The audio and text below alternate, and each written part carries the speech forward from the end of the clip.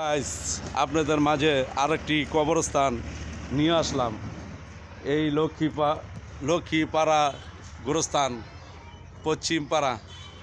দেখেন, আমাদের শেষ ঠিকানা এই কবরস্থান।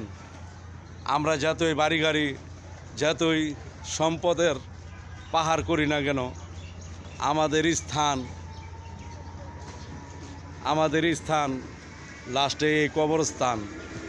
আমরা মানুষকে মানুষ মনে করি না, মানুষকে ফকিন্নি মনে করি, মানুষকে ভিক্ষুক মনে করি, মানুষকে অপমান করি, কিন্তু আমাদের স্থান এই কবরস্থান।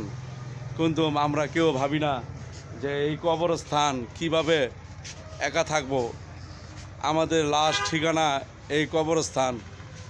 দেখেন কি সুন্দর, কত মানুষ এই কবরস্থানে শুয়ে আছে। তারা আমাদের হতে পারে অচেনা। এখানে এই কবরস্থানে যারা শুয়ে আছে তারা হতে পারে আমাদের অচেনা, কিন্তু তারা কিন্তু আমাদের বংশের। আমরা একই আদম ও মা হাওয়া থেকেই আমরা জন্মগ্রহণ করেছি এই পৃথিবীতে। আমাদের আলাদা কোনো বংশ নেই, আলাদা কোনো জন্মের স্থান নেই। আমরা সবাই আত্মীয় স্বজন, কিন্তু আমরা যখন জীবিত থাকি তখন সেটা বুঝতে পারি না। মৃত অবস্থায় তখন বুঝতে পারি। যখন তাদের মতন আমরা এরম অন্ধকার কবরে শুয়ে থাকি তখন বুঝতে পারি আসলে ওই দুনিয়ায় মানুষের সাথে কেন এত খারাপ ব্যবহার করেছি।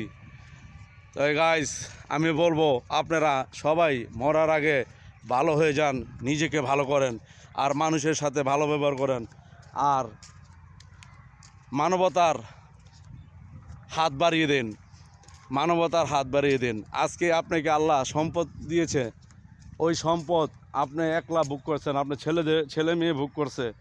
আপনার ওই সম্পদ, ঠিক আছে, কোনো কাজে আসবে না। আমি বলবো না যে আপনার সম্পদ আপনি মানুষকে উজাড় করে দিয়ে দেন। আপনার সম্পদ ইনকাম আপনি রাখেন, আপনার ইনকাম আপনি রেখে চেষ্টা করেন মানুষকে কিছু সহযোগিতা করতে, এতে আপনাদের ভালো হবে। আমি বলছি না যে আমার জন্য কিছু করেন আর আমাকে দেন।